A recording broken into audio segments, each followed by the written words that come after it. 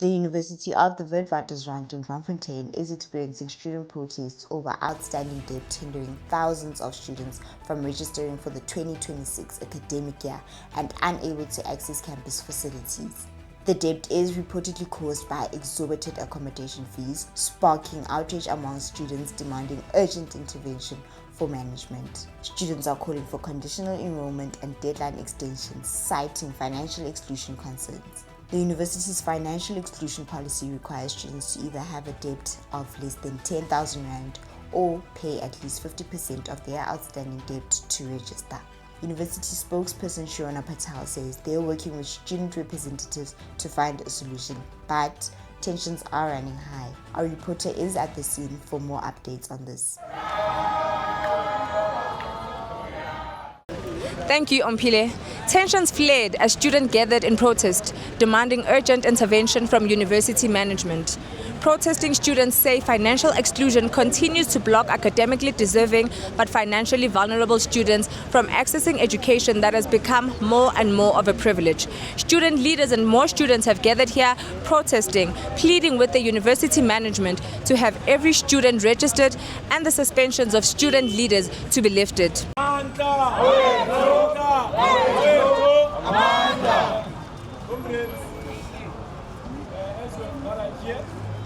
Saw what happened earlier, but comrades, struggle must go on. We're unwavering in what we're doing here until all our demands are met. Yes. Until all students register, regardless of their historical debt. Yes. Until those student leaders that were suspended want those suspensions to be lifted. Yes. Being part of the chairperson of SASCO, what conversations are you having with university management, and are you in support with the student leaders and communicating with them regarding this matter? So with the university management, they've been ignoring us. We've been submitting memorandum of demands. They are not responding to us. It means that they are becoming arrogant.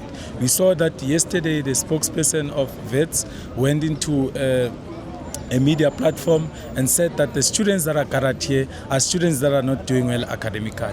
So I don't know if we need to go and walk around with our transcript for them to see that we are students that are doing well academically.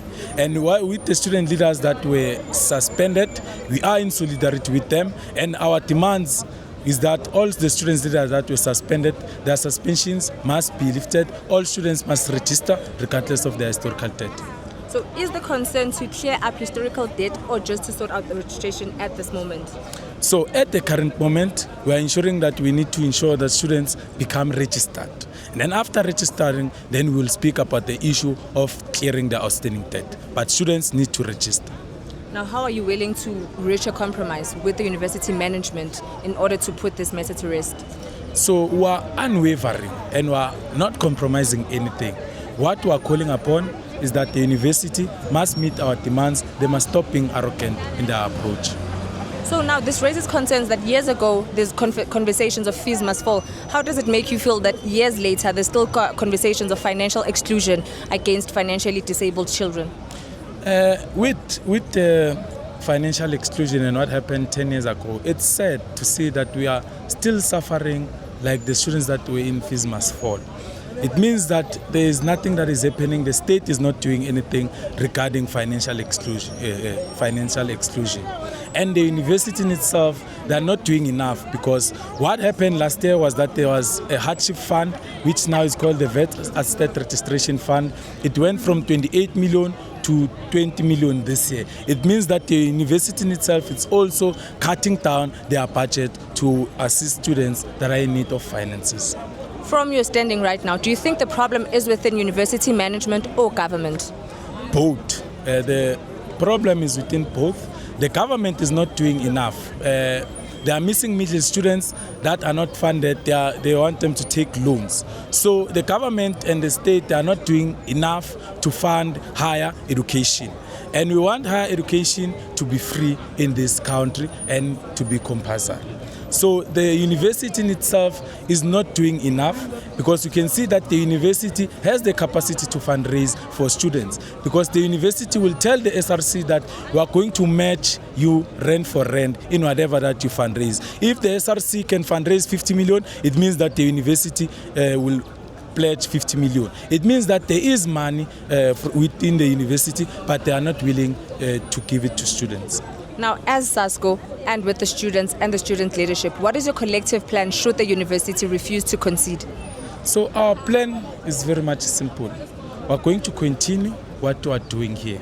We're going to demonstrate to the world that this is what is happening at Wits University. We are unwavering and we are not compromising anything at this point.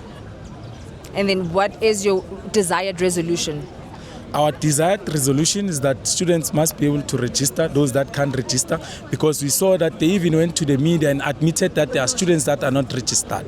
And everything is continuing as business as usual. So we can't allow that to happen. We want the students to be registered and we want those suspensions letters to be lifted. Thank you so much, sir, for your time. Do you have anything to say? I think he has covered most of the things that I was going to say. And one last thing that I would also like to share is that there are about a minimum of 15 student activists and student leaders who have been suspended by the institution for exercising their constitutional right to picket, demonstrate, and also protest within the legal means that are afforded by the Constitution of the Republic of South Africa. And it makes no sense for the institution to now be suspending the same students who are trying by all means to follow what the Constitution says. What does that mean and what does it say about the institution? Is it now promoting students who are not going to be abiding by the law so that their concerns can be addressed? So it's a question that I think we should be posing to the institution, and not only the institution but also broader South African government as a whole, to say that each and every year there are financial exclusion demonstrations, pickets in institutions of higher learning. But there is nothing progressive that is being done in Parliament to pass any form of legislation which is going to assist students who are part of the missing middle and students who are using NSFAS. And in the following year, given the administrative issues that NSFAS normally has, that lead to students failing to register. So, as the institution, they're not doing what they are supposed to be doing to assist students. Like the chairman has said, that there are students who form part of the missing middle who do not qualify for NSFAS, and then they are just above the threshold that is there for missing middle. So it means they are just living from, their parents are just living from salary to mouth. So they can't afford to pay for the fees of that year. And these are the same students who are now going to form part of the workforce in the future. Why is the country on its own, or the government, not actually trying to push or pass any form of legislation that is going to allow students to now graduate, register whenever, no matter how much they owe? Once they are done graduating, that's when they can now come back and say that we are going to pay the debt that we have accumulated throughout the years. Because now Wits is still operational, given that they are saying that they can match rent for rent what the SRC can raise. It makes no sense for the SRC to be the one that is raising funds while the institution is saying that we are going to match and we are willing to match whatever you are going to fundraise. So it means there is money that is there in the institution which they can just take out without the SRC fundraising. It means there is money there which student leaders, as student leaders, I myself am a student, I am amongst other student leaders. We don't have any form of connections to the outside world, outside this institution. So if Wits can now say, if you raise 50 million and then now we are willing to match you with that 50 million, it means they know potential sponsors that are willing to now take out the money and then actually put and match rent for rent what we are fundraising. So as student leaders that are forming part of this thing, we are saying that all student activists, student leaders who have been suspended, we are pleading with the institution for them to revoke the suspension that they have placed on student leaders who are exercising their constitutional right, like I had mentioned. And another thing that can be done is that there are multiple funding models that have been adopted in other countries which are allowing for free education to be in place? Why are we as a country not taking those funding models? Because we can see there is proven results that the funding models are working in those countries. Why are we now allowing the country, the students and the youth of this country to picket each and every year for the same thing? Each and every year, students, for the past 10, 15 years, they've been picketing about financial exclusion, and nothing is being progressively done by any body of the state to ensure that those things, they do not happen. Like, for instance, today, the police were sent to come and arrest student activists that were picketing. Legally so, they came, they arrested student activists, and fortunately, because they are lawyers who are willing to assist, they've been involved in this process, given that we're exercising our constitutional right, and those lawyers, they were there to represent the students, and they've been released to show even further that there is nothing wrong, there is nothing unlawful that is being done here. If the police can release students who they have arrested for purportedly saying that they are breaking the law, why did they release them once we involved the lawyers? So it makes no sense for these things to be done day in, day out, year in, year out, that there is a picket for financial exclusion, while they know very well that we have people, most of the people that are not registered in this institution are people who come from previously disadvantaged backgrounds. So they don't have the means, we don't have the means at all to now come and pay. And it's wrong for an institution of this credibility to come and say that now the people who are now picketing and demonstrating are students who are not academically deserving. If I'm here and I'm able to register, then it means I'm academically deserving. You can go and check on their own website where they posted their own concessions that they say are assisting students. Those concessions, they are not accommodating to any international student.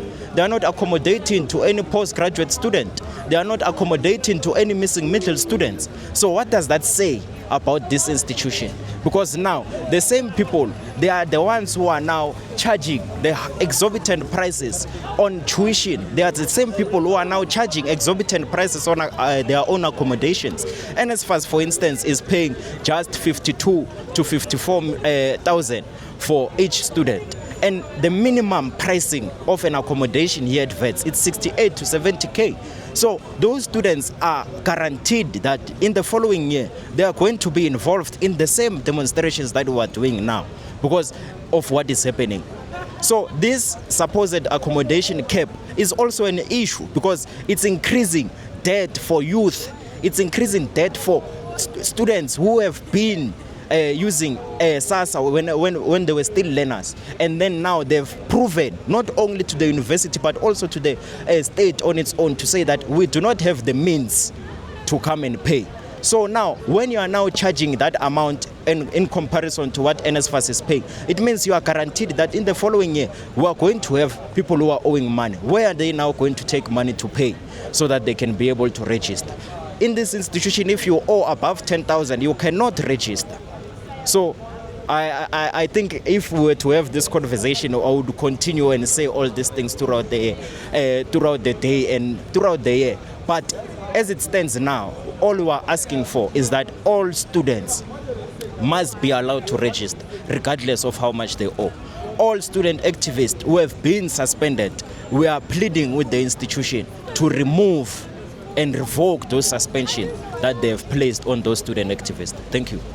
Well said. Thank you so much, gentlemen, for your time. Sir, thank you so much for your time and availing yourself to us. Can you please detail to us what is happening and what this protest is about, basically? No, thanks a lot for the opportunity. My name is Ndugu Khasbego. I'm a student at Wits University. So students decided to take it upon themselves to ensure that they speak about the fact that they are excluded from the institution. So students are facing financial blocks, and these are students who stayed at exorbitant residencies, which are on-campus residencies. So the cheapest bed you can find at Wits is around 70,000, and NSFAS is only willing to pay 52,000. It means the shortfall must be covered by you. And for you to register and come back at Wits, you must owe less than 10,000. So those students, because of that shortfall, they are excluded from the system, which are those financial blocks. Also have an issue of accommodation now, because most students are not funded, don't have any funding, which means they can't apply for any residence. Whence we are demanding that at least there must be 500 beds that are available to accommodate those students, which are hardship beds. It's not enough. The institution is claiming to have provided sufficient,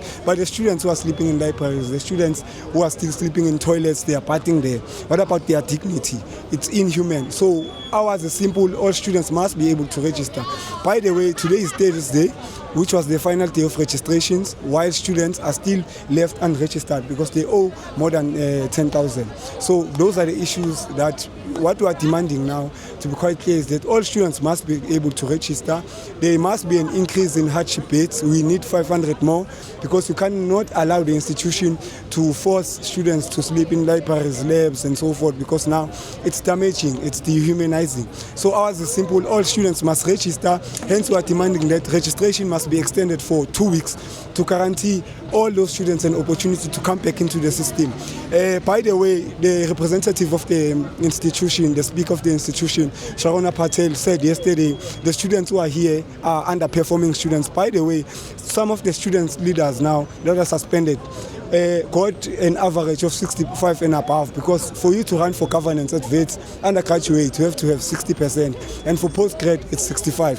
So which means those students are performing students. There's no one here who's at Wits University who don't deserve to be here. Who are, in terms of our books, we are able, we are capacitated, but now we want to come back, and what's stopping us is the financial block. Now, what do you expect to see this working out? What's your resolution? What's your expected resolution? So now, as we are gathered here, we've been doing mass demonstrations, submitting memorandum of demands, but the institution is arrogant. The institution is arrogant, they don't want to listen to us. So now, as we are gathered here, we're about to have another mass meeting so that we can take a mandate from the students with what needs to be done. Because we've tried engaging with them, they just suspend us on campus. There's around 15 students who are already suspended now. Suspended because they are black, suspended because they don't have the money, suspended because their freedom of speech must be infringed upon. Because the institution, by the way, if I can enter Wits University now, security will follow me, even to the toilet. By the way, I'm not allowed to speak, I'm not allowed to say anything. So what we want going forward is that all students must be able to register regardless of their historical debt. We are demanding that there must be 500 beds available for hardship, because students can't sleep in toilets. So we are taking a mandate from the students now. Even yesterday we had convened a mass meeting, so even today, because we tried waiting for their response, but their response, they are brutal in their nature, they just want to exclude students. So now, having mentioned the spokesperson, right, she mentioned that there's already been funds that were allocated to assisting students with registration and accommodation. Should they stick to that argument, how long are you willing to push this protest for? Should they stick to their argument? Yes, the argument that they have already assisted students with accommodation and registration. No, I think I had already made it clear that all students must be able to register. If the institution is continuing to be arrogant, then the students will respond however they feel it fits. Because now I'm here on behalf of the students, and if the students are saying, if the students remain unregistered, it means we are going to continue with the mass demonstrations that we are doing around campus. Say now you presume that they do not budge to the conversation. What does this mean for your academic now? The delay, what does it look like? You know, with the academic delay, it's the last thing on our minds now. What's important is for students to be able to come back, because I can be delayed academically now and be able to catch up. But what about someone who has to go back home because they don't afford, you know? So ours is simple. All students must be able to access the institution and come back, because I'm talking about students who are academically deserving, by the way. In fact, all students must be allowed an opportunity to register. So we'll catch up because we are very students. We have the mind, but we don't have the money. So we'll be able to catch up with the content, but now what we are demanding is that all students must be able to register. Okay, thank you so much, sir, for the time. Enjoy the rest of your day. Thanks a lot. I am Unoma Kukumanganya from St. Live, reporting live in Braamfontein. Let's